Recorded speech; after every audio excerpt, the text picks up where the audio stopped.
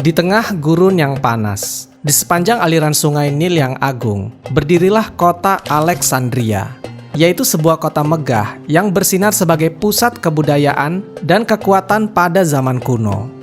Alexandria, dengan perpustakaan legendarisnya, merupakan tempat di mana ilmu pengetahuan, seni, dan politik saling bersinggungan. Disinilah cerita Cleopatra dimulai. Cleopatra ke-7 Thea Philopator, atau yang lebih dikenal sebagai Cleopatra, lahir dalam sebuah keluarga kerajaan yang kompleks. Keluarganya, dinasti Ptolemaic, merupakan keturunan Jenderal Ptolemaios, yaitu salah satu sahabat dekat Alexander the Great. Setelah kematian Alexander, kekaisarannya terpecah menjadi beberapa bagian dan Ptolemaios mendapatkan Mesir sebagai bagiannya. Dia mendirikan dinasti yang akan memerintah selama hampir 3 abad lamanya. Tetapi pada masa Cleopatra, kejayaan itu mulai retak. Cleopatra lahir dari pasangan Ptolemaios ke-12 Auletes, dan kemungkinan besar ibunya merupakan seorang selir yang tidak diketahui identitasnya. Dia tumbuh dalam lingkungan istana yang dipenuhi dengan intrik politik, pengkhianatan, dan ambisi. Sejak kecil, Cleopatra menunjukkan kecerdasan yang luar biasa dan rasa ingin tahu yang tajam. Berbeda dengan anggota keluarga kerajaan yang lain, dia mempelajari bahasa Mesir kuno yang merupakan bahasa yang dipakai sehari-hari oleh rakyatnya. Hal ini sangat jarang dilakukan oleh anggota keluarga dinasti Ptolemaic yang lebih sering menggunakan bahasa Yunani sebagai bahasa utama mereka. Ptolemaios ke-12, ayah Cleopatra, dikenal sebagai penguasa yang lemah dan seringkali tunduk pada tekanan dari kekaisaran Romawi yang semakin mendominasi dunia Mediterania. Ayahnya juga diketahui lebih mencintai musik dan seni tari dibandingkan dengan pemerintahannya. Karena itulah, pemerintahannya diwarnai dengan ketidakstabilan, pemberontakan, dan utang yang besar kepada kekaisaran Romawi. Mesir, yang dulunya adalah salah satu kerajaan terkaya di dunia, mulai kehilangan kedaulatannya karena ketergantungannya pada perlindungan Romawi. Masa kecil Cleopatra tidaklah sepenuhnya bahagia.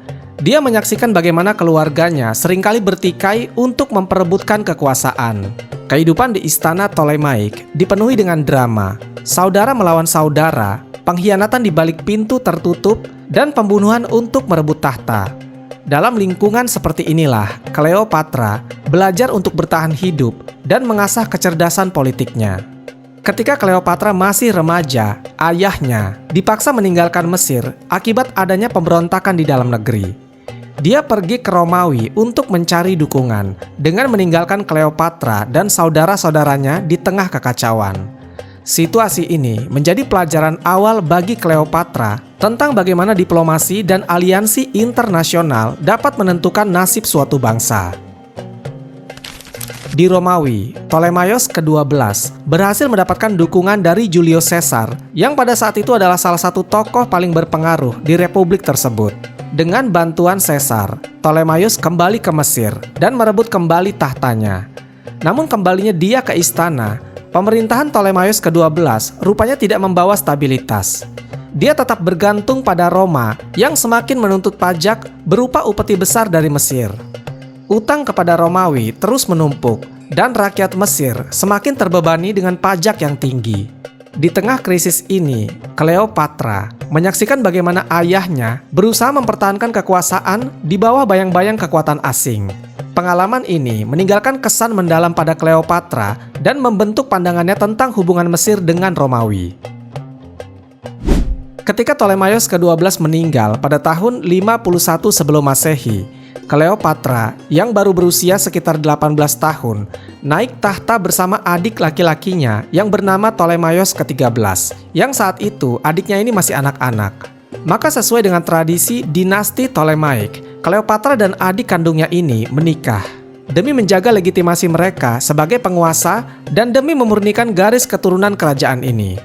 Namun hubungan kedua kakak beradik ini jauh dari kata harmonis. Konflik di antara keduanya segera meletus karena Cleopatra yang ambisius ingin memerintah sendiri tanpa campur tangan saudaranya yang dianggap tidak layak dan tidak kompeten dalam memimpin kerajaan. Cleopatra mulai menampilkan ciri khas kepemimpinannya yang berbeda. Dia memperhatikan rakyatnya dan berusaha menunjukkan bahwa dia adalah seorang pemimpin yang peduli. Dia sering digambarkan sebagai penguasa yang memanfaatkan kecerdasannya demi memikat hati orang-orang di sekitarnya. Kecantikannya yang legendaris sering disebut-sebut dalam kisah-kisah sejarah. Tetapi daya tarik sebenarnya lebih terletak pada karisma, kecerdasan, dan kefasihannya dalam berbicara. Cleopatra adalah wanita yang mampu berbicara dalam berbagai bahasa, termasuk Yunani, Latin, dan Mesir, serta memiliki pengetahuan yang luas dalam bidang politik, filsafat, dan astronomi. Namun tak lama setelah naik tahta, Cleopatra menghadapi tantangan yang besar. Adik kandungnya, Ptolemaios ke-13, yang didukung oleh para penasihat dan jenderal di kerajaan, berusaha menyingkirkan Cleopatra dari kekuasaan. Konflik ini memuncak ketika Cleopatra diusir paksa keluar dari kota Alexandria. Dia mengungsi ke wilayah lain di Mesir dan mulai merencanakan langkah-langkah untuk merebut kembali posisinya di kerajaan. Saat itu, Cleopatra memahami bahwa dia tidak hanya berjuang melawan saudaranya, tetapi juga melawan sistem patriarki yang mendominasi dunia kuno. Meski usianya masih muda, dia menunjukkan keberanian dan tekad yang luar biasa untuk bertahan di tengah badai politik. Cleopatra mempersiapkan pasukan dan mencari aliansi untuk bisa membawanya kembali ke tampuk kekuasaan di Alexandria. Dia menyadari bahwa untuk mengalahkan Ptolemaios ke-13 dan sekutunya, dia membutuhkan dukungan dari kekuatan yang lebih besar. Kesempatan itu datang ketika Julius Caesar tiba di Mesir pada tahun 48 sebelum Masehi, yang pada saat itu Julius Caesar ingin mengejar musuh politiknya yang bernama Pompeius yang tinggal di Alexandria. Kehadiran Caesar membuka babak baru dalam kehidupan Cleopatra yang akan mengubah nasibnya dan nasib Mesir selamanya.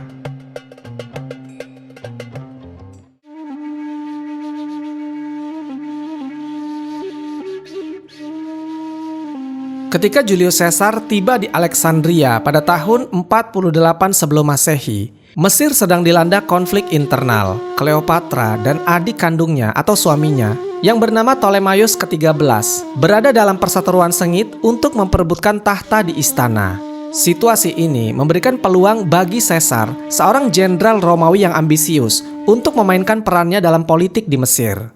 Namun dia tidak menyangka bahwa pertemuannya dengan Cleopatra akan mengubah arah sejarah, bukan hanya untuk Mesir, tetapi juga untuk Romawi. Cleopatra menyadari bahwa kehadiran Caesar adalah kesempatan langka yang tidak boleh dia sia-siakan. Jika Cleopatra berhasil mendapatkan dukungannya, dia dapat merebut kembali kekuasaannya dan mengamankan posisinya sebagai penguasa tunggal di Mesir. Tetapi bagaimana caranya seorang wanita muda yang sedang dalam pengasingan dapat mendekati pria paling kuat di dunia pada kala itu? Legenda mengatakan bahwa Cleopatra menggunakan kecerdasannya yang luar biasa dan keahliannya dalam diplomasi digunakan untuk menyelinap masuk ke istana Julius Caesar. Dia membungkus dirinya dalam karpet yang digulung, yang kemudian karpet tersebut dibawa sebagai hadiah untuk Julius Caesar. Maka ketika karpet itu dibuka, Cleopatra muncul dengan segala pesonanya. Pesona akan kecantikannya yang luar biasa. Tetapi lebih dari itu, Julius Caesar sangat terpukau akan kepintaran dan karismanya. Dalam pertemuan tersebut, Cleopatra berhasil menyampaikan visinya untuk Mesir dan meminta bantuan Caesar untuk mengembalikan tahtanya. Julius Caesar, yang dikenal sebagai pemimpin yang pragmatis, melihat potensi dalam aliansi dengan Cleopatra. Dia memahami bahwa dengan mendukung Cleopatra, tidak hanya akan memberinya pijakan yang kuat di Mesir, tetapi juga keuntungan ekonomi yang besar. Mesir sebenarnya adalah negeri yang sangat kaya, dengan hasil pertanian yang melimpah dan posisi yang strategis di Mediterania. Dengan mengendalikan Mesir, Julius Caesar dapat memperkuat posisinya di Roma. Oleh karena itu, dia memutuskan untuk mendukung Cleopatra dalam konflik melawan Ptolemaios ke-13. Namun situasi di Mesir tidaklah mudah. Para pendukung Ptolemaios ke-13 tidak tinggal diam. Julius Caesar menghadapi perlawanan sengit dari pasukan Ptolemaios ke-13. Akhirnya pertempuran terjadi di kota Alexandria yang kemudian dikenal sebagai Perang Alexandria. Dalam perang ini, pasukan Romawi yang dipimpin oleh Julius Caesar harus menghadapi tantangan yang besar, termasuk pengepungan oleh pasukan Mesir yang jauh lebih besar. Cleopatra tidak hanya berperan sebagai sekutu pasif dalam perang ini, dia terlibat aktif dalam mendukung strategi Julius Caesar dan memastikan bahwa rakyat Mesir tetap setia kepadanya. Dia memanfaatkan pengetahuannya tentang Mesir dan kemampuan diplomatiknya untuk menggalang dukungan lokal. Peran Cleopatra dalam perang ini menunjukkan bahwa dia lebih dari sekedar seorang ratu yang cantik, namun dia adalah pemimpin yang tangguh dan cerdas. Setelah pertempuran panjang dan penuh ketegangan, Julius Caesar berhasil mengalahkan pasukan Ptolemaios ke-13. Sang raja muda tewas dalam kekacauan tersebut, dan Cleopatra akhirnya kembali ke tahta kerajaan di Mesir. Namun sebagai bagian dari tradisi dinasti Ptolemaic, Cleopatra harus memerintah bersama seorang anggota keluarganya yang lain. Oleh karena itu, dia menikahi adik laki-lakinya yang lain, yaitu Ptolemaios ke-14, yang saat itu masih sangat muda dan tidak memiliki kekuasaan nyata. Hal ini memungkinkan Cleopatra untuk memegang kendali penuh atas pemerintahannya di Mesir. Kemenangan Cleopatra dan Julius Caesar tidak hanya membawa stabilitas sementara bagi Mesir, tetapi juga memulai hubungan yang lebih dalam antara keduanya. Cleopatra dan Julius Caesar pun menjadi pasangan kekasih. Meskipun sebenarnya hubungan mereka tidak diakui secara resmi oleh hukum Romawi. Dari hubungan mereka berdua ini, lahirlah seorang anak laki-laki yang diberi nama Ptolemaios Caesar, atau yang lebih dikenal dengan nama Kaisarion. Cleopatra melihat Kaisarion sebagai pewarisah yang akan melanjutkan dinasti Ptolemaic dan mungkin akan menjadi penghubung antara Mesir dengan Romawi. Selama masa ini, Cleopatra semakin menunjukkan kebijaksanaannya dalam memimpin. Dia memulai berbagai reformasi untuk memulihkan ekonomi Mesir yang rusak akibat perang dan kebijakan ayahnya. Cleopatra berusaha memperkuat sektor pertanian, memperbaiki irigasi, dan mengurangi beban pajak bagi rakyatnya. Di bawah pemerintahannya, Mesir kembali menjadi salah satu negeri terkaya di dunia kuno. Cleopatra juga mempromosikan kebudayaan Mesir, bahkan ketika dia tetap mempertahankan tradisi Yunani yang menjadi ciri khas dinasti Ptolemaic. Dia ingin menunjukkan kepada dunia bahwa Mesir adalah negeri yang kuat dan mandiri. Namun hubungan Cleopatra dan Julius Caesar tidak lepas dari kontroversi. Di Roma, Julius Caesar mendapat kritik keras dari lawan politiknya karena hubungannya dengan Cleopatra. Banyak senator Romawi yang menganggap Julius Caesar terlalu dekat dengan Mesir dan takut bahwa dia berencana menjadikan Cleopatra sebagai ratu di Romawi. Ketegangan ini memuncak ketika Julius Caesar mendeklarasikan dirinya sebagai diktator seumur hidup. Sebuah langkah yang memicu kemarahan besar di antara para bangsawan Romawi. Pada tahun 44 sebelum Masehi, tragedi besar terjadi di Romawi. Julius Caesar dibunuh oleh sekelompok senator yang dipimpin oleh Brutus dan Cassius. Pembunuhan ini meninggalkan Cleopatra dalam situasi yang sulit. Tanpa perlindungan Julius Caesar, posisi Cleopatra menjadi rentan baik di Mesir maupun dalam politik internasional.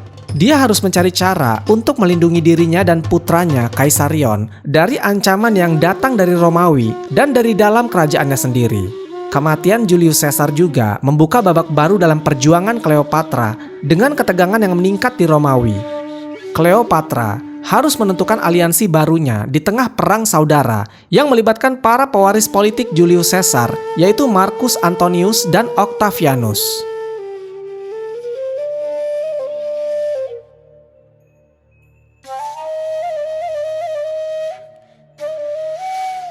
Setelah kematian Julius Caesar pada tahun 44 sebelum Masehi, dunia Romawi dilanda kekacauan politik. Perang saudara berkecamuk antara para pendukung Julius Caesar dan faksi senator yang mendukung pembunuhannya. Dalam pusaran konflik ini, Cleopatra menyadari bahwa nasibnya dan Mesir bergantung pada aliansi dan tokoh-tokoh kunci Romawi. Dengan strategi yang cerdas, dia menavigasi politik yang berbahaya ini untuk melindungi negaranya. Di tengah ketegangan tersebut, Cleopatra memberanikan diri untuk bertemu Mark Antony, yaitu salah satu jenderal paling berpengaruh dalam triumvirat kedua, sebuah aliansi politik yang dibentuk oleh Mark Antony, Octavianus, dan Lepidus untuk melawan para pembunuh Julius Caesar. Pertemuan pertama mereka terjadi pada tahun 41 sebelum Masehi di kota Tarsus yang berada di wilayah Kilikia. Mark Antony yang saat itu bertugas mengamankan wilayah timur kekaisaran, memanggil Cleopatra untuk menjelaskan dukungannya terhadap musuh-musuh Julius Caesar selama perang saudara. Cleopatra, seperti yang pernah dilakukan dengan Julius Caesar dulu, menggunakan kecerdasannya untuk memikat hati Mark Antony. Cleopatra tiba di Tarsus dengan cara yang spektakuler. Dia berlayar di sungai Kitnos dengan sebuah kapal yang megah yang berwarna ungu dan dihiasi oleh emas. Cleopatra mengenakan pakaian adat Dewi Afrodit, dikelilingi oleh pelayan yang berpakaian seperti dewa-dewi Yunani. Penampilan ini bukan sekedar pamer kemewahan, melainkan simbol kekuasaannya dan undangan bagi Mark Antony untuk bergabung dengannya sebagai sekutu baik secara politik maupun pribadi. Pertemuan di Tarsus menandai awal hubungan cinta yang penuh gairah dan aliansi politik yang kuat antara Cleopatra dan Mark Antony. Mark Antony, yang terkenal sebagai pria karismatik, tetapi juga gampang terpesona, segera jatuh hati pada Cleopatra. Namun hubungan mereka tidak hanya didasarkan pada daya tarik pribadi. Mark Antony melihat Cleopatra sebagai sekutu strategis yang penting di wilayah timur. Sementara Cleopatra melihat Antony sebagai pelindung potensial bagi Mesir di tengah kekacauan Romawi. Setelah pertemuan mereka, Cleopatra mengundang Antony ke Alexandria, di mana mereka menghabiskan waktu bersama dalam kemewahan istana Ptolemaic. Keduanya menjalin hubungan yang semakin erat, baik secara pribadi maupun politik. Mark Antony, yang memiliki ambisi besar untuk menguasai wilayah timur, melihat Mesir sebagai sumber daya yang sangat diperlukan untuk mendukung kampanyenya. Cleopatra di sisi lain berusaha memperkuat posisinya sebagai penguasa Mesir dan melindungi masa depan putranya Kaisarion. Namun hubungan mereka berdua segera menghadapi tantangan besar di Romawi. Octavianus, yang juga merupakan anggota triumvirat, semakin memandang hubungan antara Cleopatra dan Antony sebagai ancaman. Ketegangan ini memuncak ketika Mark Antony mulai memberikan wilayah-wilayah kekaisaran kepada Cleopatra dan anak-anak mereka yang dikenal sebagai donasi Alexandria. Donasi Alexandria yang diumumkan pada tahun 34 sebelum Masehi merupakan momen yang sangat kontroversial. Dalam upacara yang megah di Alexandria, Antonius mendeklarasikan bahwa Cleopatra adalah ratu segala raja dan memberikan wilayah-wilayah luas termasuk Siprus, Fenisia, dan sebagian wilayah kekaisaran Partia kepada Cleopatra dan anak-anaknya. Kaisarion diakui sebagai raja dari raja, menegaskan statusnya sebagai pewaris Julius Caesar. Pengumuman ini mengejutkan Roma, terutama Octavianus, yang menggunakan peristiwa ini untuk menggambarkan Mark Antony sebagai pengkhianat yang lebih setia kepada Mesir daripada Romawi. Ketegangan antara Mark Antony dan Octavianus akhirnya memicu perang saudara. Pada tahun 32 sebelum Masehi, Octavianus menyatakan perang terhadap Cleopatra, bukan secara langsung terhadap Mark Antony. Langkah ini adalah strategi politik yang cerdik, karena menggambarkan konflik ini sebagai perang melawan ancaman asing, bukan perang saudara. Cleopatra dan Mark Antony mempersiapkan diri untuk menghadapi pasukan Octavianus dalam pertempuran yang akan menentukan nasib mereka. Pertempuran besar itu terjadi pada tahun 31 sebelum Masehi di Actium, sebuah pelabuhan di barat Yunani. Pertempuran Actium menjadi salah satu pertempuran angkatan laut paling terkenal dalam sejarah. Cleopatra dan Mark Antony memimpin armada besar, tetapi pasukan Octavianus yang dipimpin oleh Agrippa memiliki keunggulan dalam strategi dan logistik. Selama pertempuran, Cleopatra dengan armadanya mundur dari medan perang. Sebuah keputusan yang menyebabkan kekalahan pasukan Mark Antony. Keputusan ini masih menjadi bahan perdebatan di kalangan sejarawan, tetapi banyak yang percaya bahwa Cleopatra mundur untuk menyelamatkan Mesir dari kehancuran total. Kekalahan di Actium menandai awal dan akhir bagi Cleopatra dan Mark Antony. Mereka melarikan diri ke Mesir, tetapi tekanan dari Octavianus makin besar. Mark Antony yang merasa terhina dan hancur oleh kekalahan mulai kehilangan semangatnya. Cleopatra di sisi lain tetap berusaha merancang strategi untuk mempertahankan tahtanya. Dia mencoba bernegosiasi dengan Octavianus, bahkan menawarkan untuk menyerahkan kekuasaan jika Mesir dapat tetap merdeka. Namun Octavianus memiliki rencana lain. Ia ingin membawa Cleopatra ke Roma sebagai tawanan, sebuah simbol kemenangan atas musuh-musuhnya. Akhirnya pada tahun 30 sebelum Masehi, Octavianus dan pasukannya tiba di Alexandria. Cleopatra dan Mark Antony menghadapi pilihan terakhir mereka. Mark Antony yang putus asa memutuskan untuk bunuh diri dengan cara jatuh di atas pedangnya sendiri. Ketika Cleopatra mendengar kematian Mark Antony, dia dilanda kesedihan yang mendalam. Namun, dia tetap tidak menyerah pada kehendak Octavianus. Cleopatra menyusun rencana terakhir untuk menjaga kehormatan dan negaranya. Dia menolak dibawa ke Roma sebagai tawanan. Dalam tindakan yang penuh drama dan simbolisme, Cleopatra mengakhiri hidupnya dengan cara yang legendaris, yaitu digigit ular kobra, simbol kekuasaan kerajaan Mesir. Dengan kematiannya, Cleopatra mengakhiri dinasti Ptolemaic dan sejarah panjang Mesir kuno sebagai kerajaan merdeka.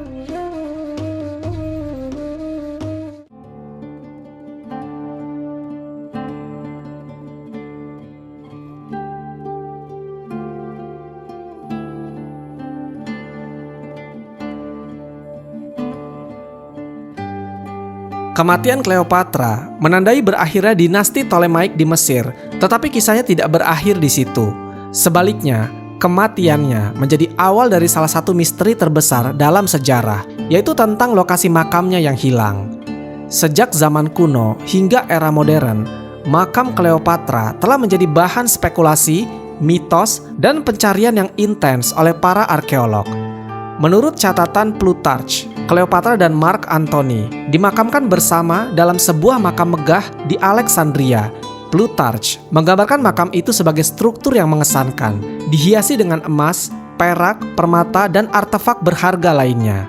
Cleopatra sendiri diduga merancang makam ini sebagai simbol keabadian cinta dan kekuasaan mereka. Namun keberadaan makam ini tetap menjadi misteri. Sejarawan mencatat bahwa Alexandria telah mengalami perubahan besar selama ribuan tahun, termasuk gempa bumi dan tsunami, yang menenggelamkan sebagian kota kuno di bawah laut Mediterania. Kondisi ini membuat pencarian makam Cleopatra menjadi tantangan besar. Beberapa teori menyebut bahwa makam Cleopatra mungkin telah dihancurkan selama penaklukan Romawi, atau bahwa Octavianus sengaja menyembunyikan lokasi makam untuk menghapus jejak simbol kekuasaan Cleopatra dan Mark Antony. Satu perkataan Cleopatra yang paling kontroversial sebelum dia meninggal karena bunuh diri adalah, "Tidak ada satu laki-laki pun yang akan menemukan peti matiku."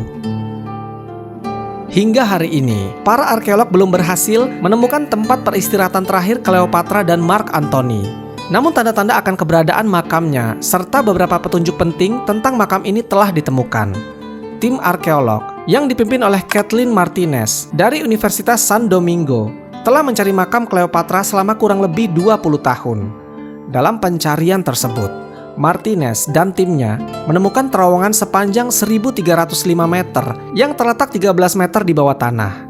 Mereka menemukan semacam kuil di dalam sana, dan di dalam kuil tersebut ditemukan banyak koin-koin kuno yang bertuliskan nama dan wajah Cleopatra dan Alexander the Great, dan juga ditemukan pula patung dewa Isis. Terowongan ini dipahat dari batuan dasar Mesir. Lubang pemakaman berisi penguburan orang-orang Yunani Romawi. Ada kemungkinan bahwa makam Cleopatra dan Mark Antony mungkin dikebumikan di makam yang sama. Pada Juli 2020, para arkeolog menemukan ruang pemakaman dua tokoh berstatus tinggi di daerah yang bernama Taposiris Magna, yang diperkirakan hidup pada saat Cleopatra masih berkuasa, yaitu antara tahun 69 hingga 30 sebelum Masehi. Penemuan makam di Taposiris ini membuat arkeolog semakin yakin bahwa mereka sudah dekat dengan makam Cleopatra. Dua mumi inilah yang diyakini menjadi petunjuk arkeolog untuk menemukan makam Cleopatra yang masih menjadi misteri. Dua mumi berstatus tinggi yang hidup pada masa Cleopatra ini digambarkan arkeolog sebagai sebuah penemuan yang sensasional. Ruang makam berisi dua mumi ini ditemukan masih utuh seperti 2000 tahun yang lalu. Sayangnya, air yang merembes ke makam tersebut telah menghilangkan sebagian kemewahan makam tersebut. Arkeolog mengungkapkan bahwa mereka awalnya sepenuhnya ditutupi dengan semacam daun emas, kemewahan yang hanya diberikan kepada mereka yang berasal dari keluarga bangsawan. Kedua mumi tersebut telah dironsen, memastikan bahwa mereka adalah laki-laki dan perempuan. Salah satu mumi itu kemungkinan pendeta yang memainkan peran kunci dalam mempertahankan kekuasaan Cleopatra. Di tempat yang sama, arkeolog juga menemukan 200 koin yang bertuliskan nama Cleopatra dan gambar wajahnya yang diperkirakan sebagai persembahan untuk dewa-dewa. Dengan temuan ini, Martinez makin yakin bahwa makam Cleopatra akan ditemukan di sana.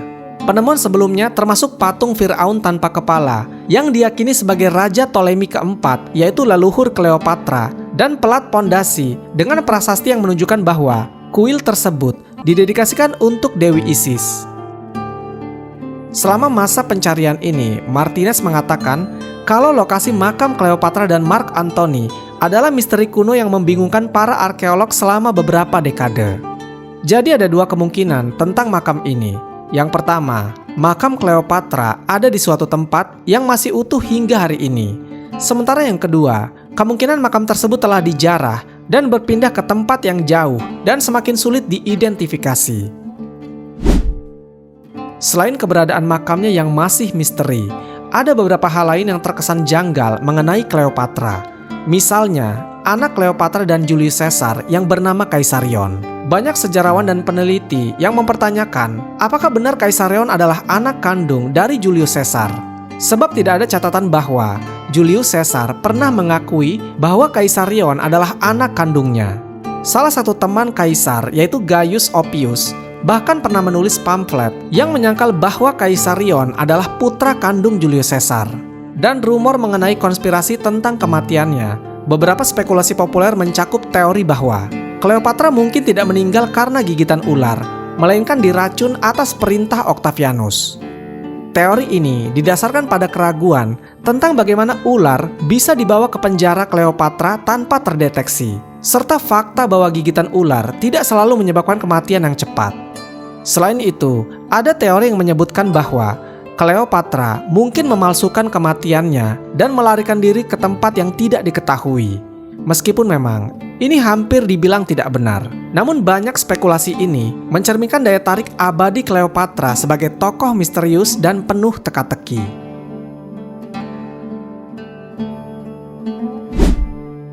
Wallahu a'lam bishawab. Semoga kisah ini bermanfaat. Lebih dan kurangnya mohon dimaafkan. Yang benar datangnya dari Allah Subhanahu wa Ta'ala. Khilaf atau keliru itu datangnya dari saya pribadi sebagai manusia biasa. Sampai ketemu di kisah-kisah seru yang penuh makna selanjutnya. Saya akhiri. Wassalamualaikum warahmatullahi wabarakatuh.